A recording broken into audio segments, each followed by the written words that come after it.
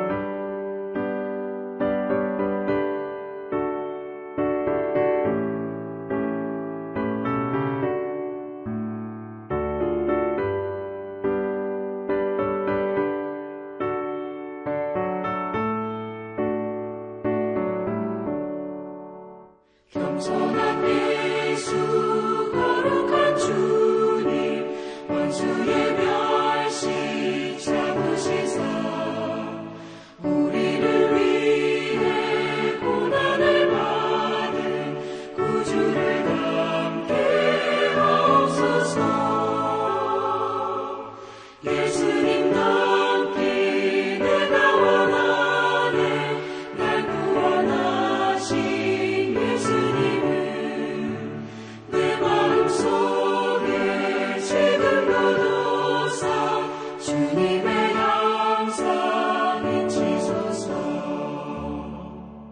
함께 기도하겠습니다. 하나님 감사드립니다. 오늘도 우리 가운데 함께 하시고 우리 가운데 역사하시고 우리를 붙잡아 주시고 주님의 사랑과 은혜를 부어주심에 감사를 드립니다. 날마다 주님과 동행하면서 승리하는 삶을 살아갈 수 있도록 우리를 붙잡아 주시옵소서.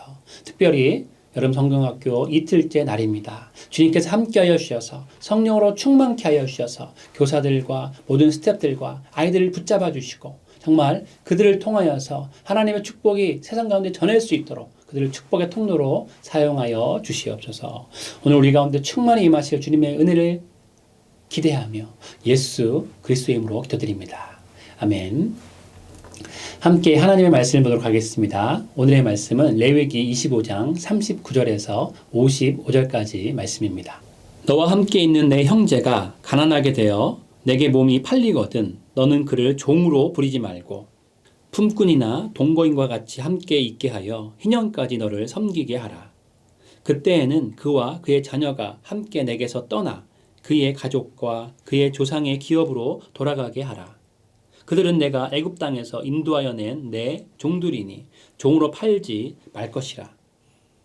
너는 그를 엄하게 부리지 말고 내 하나님을 경외하라. 내 종은 남녀를 막론하고 내 사방 이방인 중에서 취할지니 남녀 종은 이런 자 중에서 사올 것이며 또 너희 중에 거류하는 동거인들의 자녀 중에서도 너희가 사올 수 있고 또 그들이 너희와 함께 있어서 너희 땅에서 가정을 이룬 자들 중에서도 그리할 수 있은즉 그들이 너희의 소유가 될지니라. 너희는 그들을 너희 후손에게 기업으로 주어 소유가 되게 할 것이라. 이방인 중에서는 너희가 영원한 종을 삼으려니와 너희 동족 이스라엘 자손은 너희가 피차 엄하게 부리지 말지니라. 만일 너와 함께 있는 거류민이나 동거인은 부유하게 되고 그와 함께 있는 내 형제는 가난하게 되므로 그가 너와 함께 있는 거류민이나 동거인 또는 거류민의 가족의 후손에게 팔리면 그가 팔린 후에 그에게는 속량받을 권리가 있나니 그의 형제 중 하나가 그를 속량하거나 또는 그의 삼촌이나 그의 삼촌의 아들이 그를 속량하거나 그의 가족 중 그의 살부치 중에서 그를 속량할 것이요. 그가 부유하게 되면 스스로 속량하되 자기 몸이 팔린 해로부터 희년까지를 그 산자와 계산하여 그 연수를 따라서 그 몸의 값을 정할 때에 그 사람을 섬긴 날을 그 사람에게 고용된 날로 여길 것이라. 만일 남은 해가 많으면 그 연수대로 팔린 값에서 속량하는 값을 그 사람에게 도로 주고 만일 희년까지 남은 해가 적으면 그 사람과 계산하여 그 연수대로 속량하는 그 값을 그에게 도로 줄지며 주인은 그를 매년의 삭군과 같이 여기고 내 목전에서 엄하게 부리지 말지니라.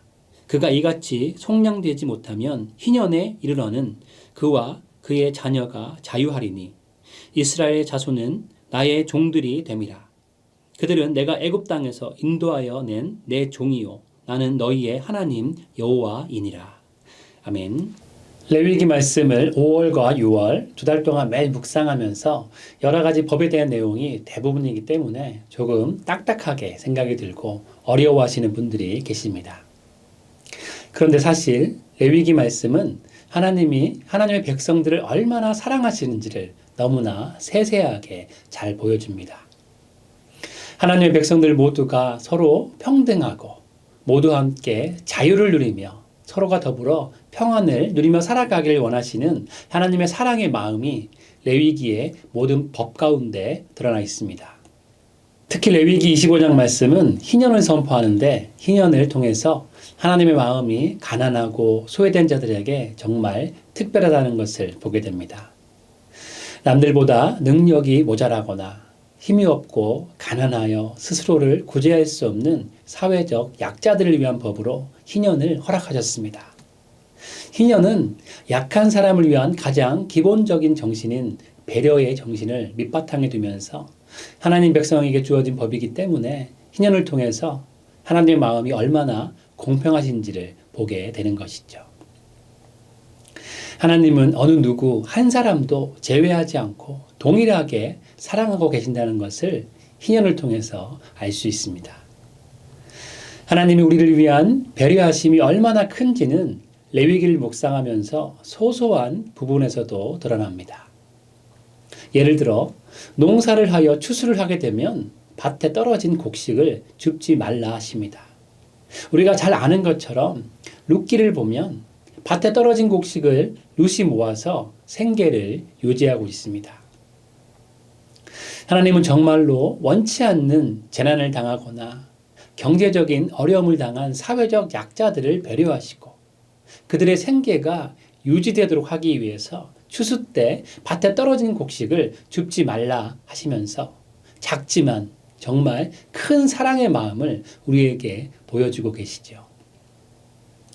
결국엔 가족의 생계를 위해 부끄러운 마음을 내려놓고 가족을 마음 다해 챙겼던 롯의 이런 성실함을 보아스의 눈에 띄게 하여서 롯이 다윗의 족보, 예수님의 족보에 들어가게 하십니다. 이런 하나하나의 과정을 보면 하나님이 참으로 신실하시고 그 신실하심이 얼마나 크신지를 느끼게 되는 것이죠. 더불어 그 곡식은 사회적 약자들뿐만 아니라 겨울 동안 짐승들이 먹도록 하여서 생태계도 유지하도록 하시죠. 우리 하나님은 참으로 사랑이 많으신 하나님이십니다. 세상 모든 것들이 사랑과 은혜 안에 서로 상생할 수 있도록 서로 윈윈할 수 있도록 참으로 많은 배려를 하시는 분이 바로 우리 하나님이시죠. 이런 하나님의 은혜가 여러분의 삶 가운데 가득 넘쳐나기를 소망합니다. 우리의 약함을 아시고 그 약함을 이해하시고 그 약함을 이겨낼 수 있는 방법도 이미 허락하신 주님께서 여러분의 인생의 여정 속에 만나는 여러 가지 환난들을 피하도록 역사하실 것을 기대하시고 하나님께서 친히 이끌어주시는 그 은혜를 받아 누리시는 여러분 모두가 되시기를 주님의 이름으로 축원드립니다. 하나님은 이런 마음으로 희년을 우리에게 주셨습니다. 사회적 관계에서 그리고 경제적인 관계에서도 회복과 채움과 새롭게 함의 은혜를 우리에게 주고 계신 것이지요. 그리스의 유명한 작가 니코스 카잔카키스는 남편과 아내를 찾을 수 있는 곳에서는 하나님도 찾을 수 있다라고 말하였습니다. 가정 안에 하나님이 계시다는 것이죠.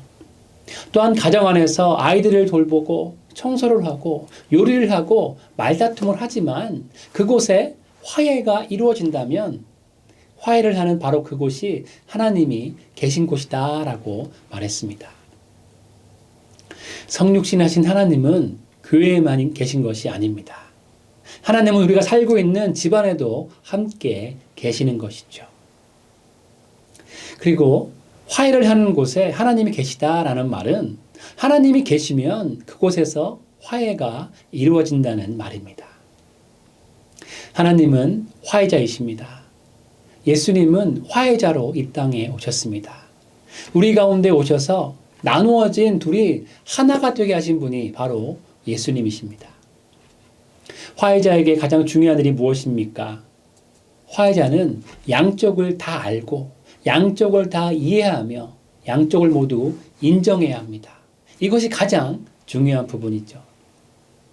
진정한 화해자는 서로 양쪽의 상황과 그 마음을 다 알고 다 받아주면서 양쪽의 마음을 만져주며 하나가 되게 하는 사람이 바로 화해자입니다. 그런데 사람은 둘 다 알지 못합니다. 한쪽으로 치우치기가 쉽습니다. 사람은 둘 다 인정하지 못할 때가 많습니다. 한쪽은 인정하고 다른 쪽은 모함을 하게 되는 것이죠.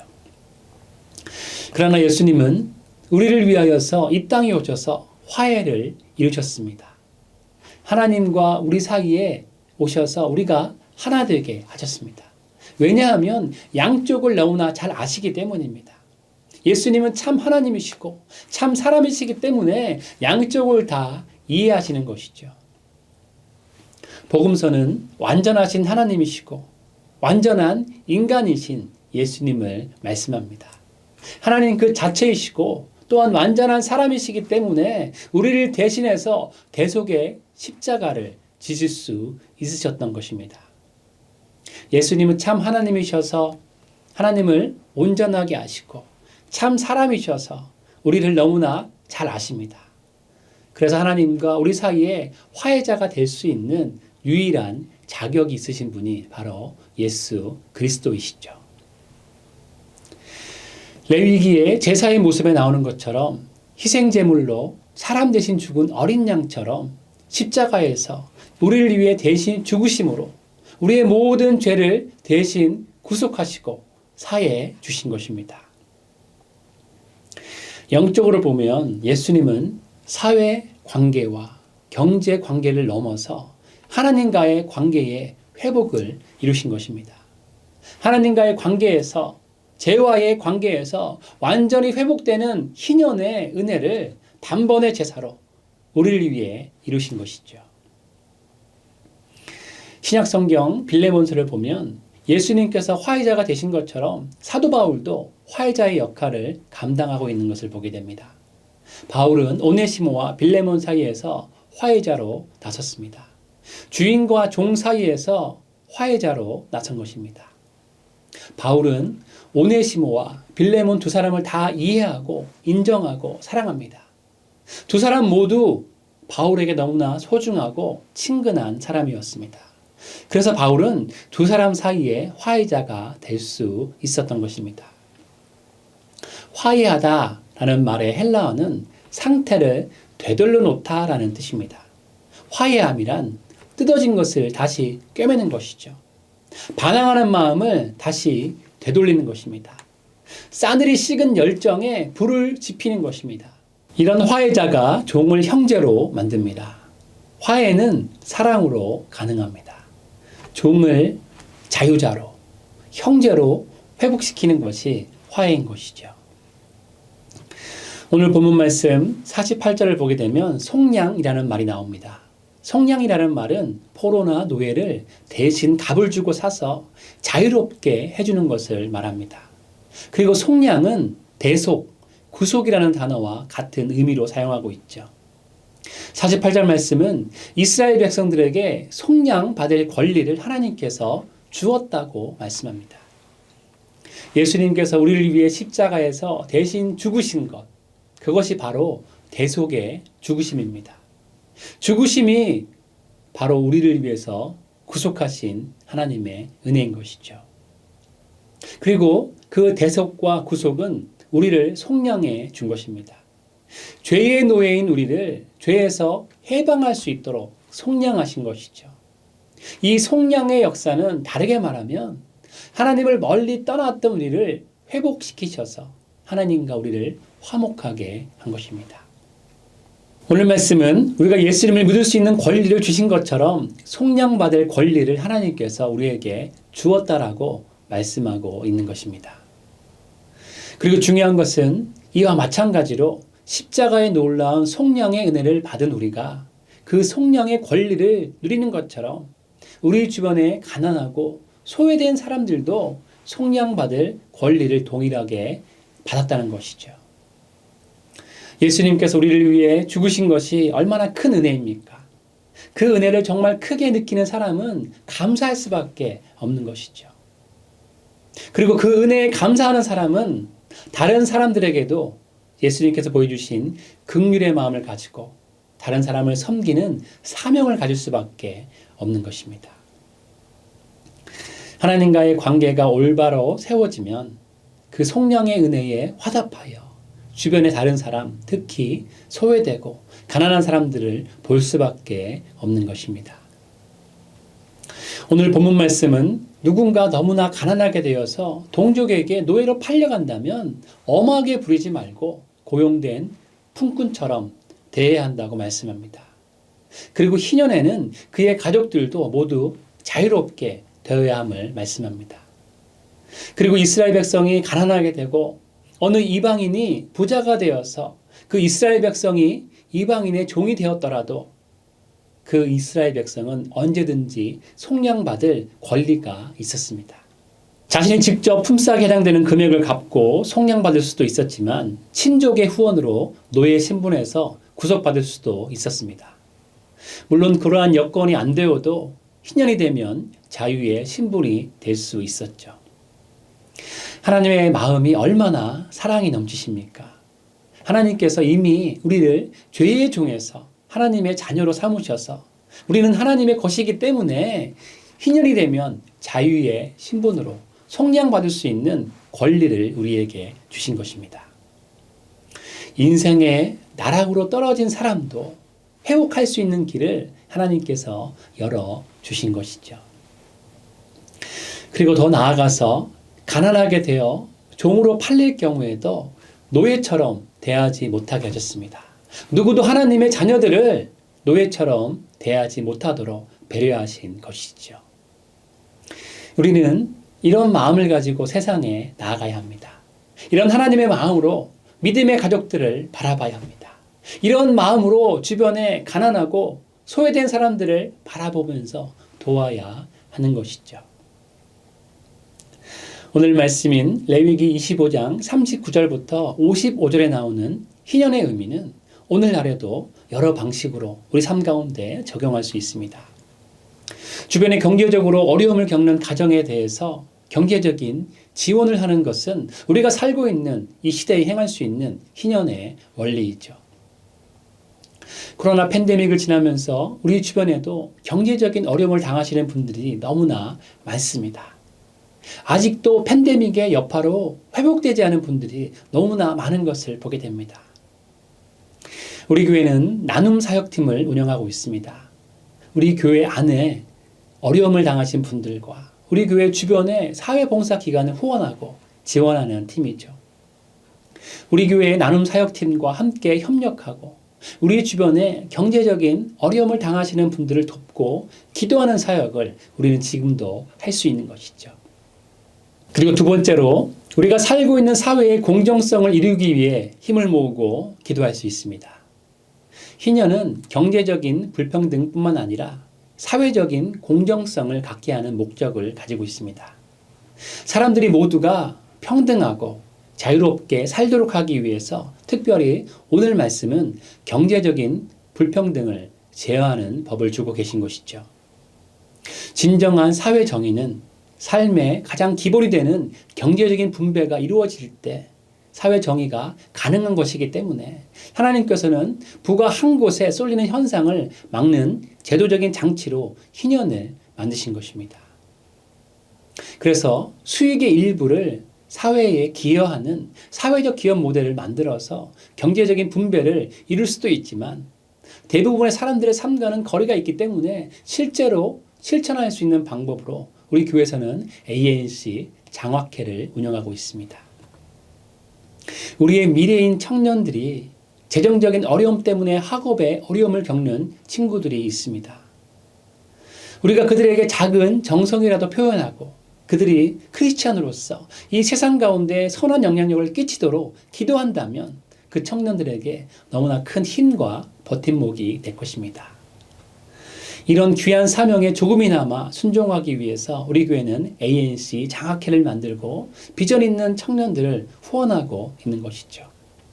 ANC 장학회가 우리의 미래인 한인 청년들을 지원하는 이 사명의 의미를 함께 생각하고 기도하고 함께 짐을 나눠지는 것은 하나님이 희년을 만드신 뜻을 지금도 이뤄가는 방법 중에 하나라고 생각합니다.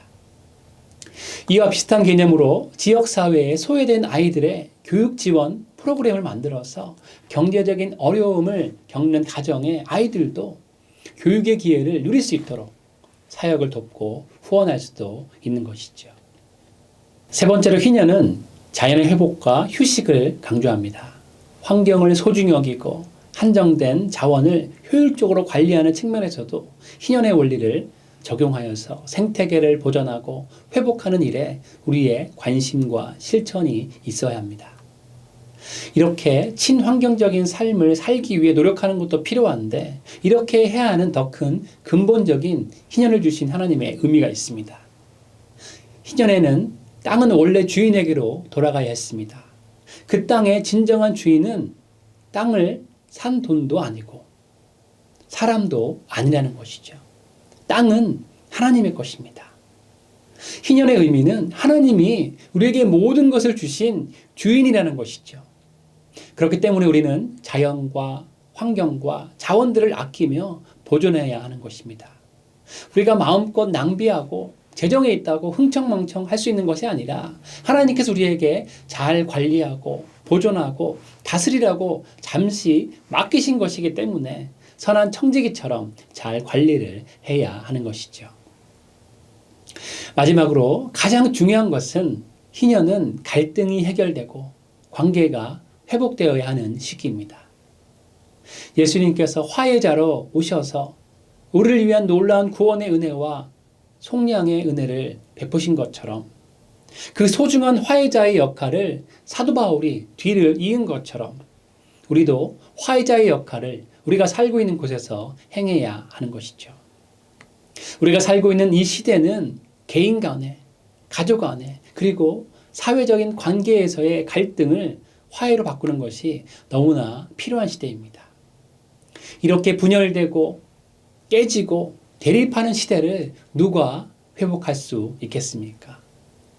예수님의 충만한 사랑을 깨닫고 예수님의 속량의 은혜를 누리고 있는 예수님의 사람들만이 이 시대를 회복할 수 있습니다.